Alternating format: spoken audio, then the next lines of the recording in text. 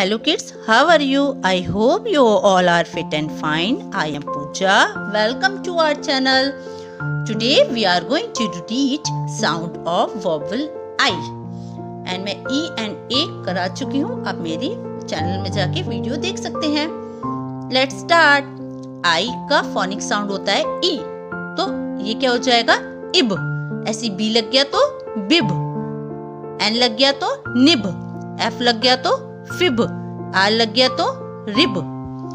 Second is IG इग. B लग गया big. D लग गया डिग. F लग गया फिग.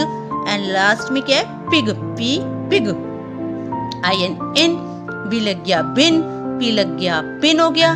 F लग गया फिन हो गया. और W लग गया तो विन. ऐसे IP इप. ऐसे T लग गया टिप. S लग गया सिप. G zip. H क्या हो जाएगा? हिप. IG it. L लग गया लिट. H लग गया हिट. S लग गया सिट. एंड B लग गया बिट. ये आज ही हमने आई वाले करे हैं. I hope you like this video. Tata bye bye take care.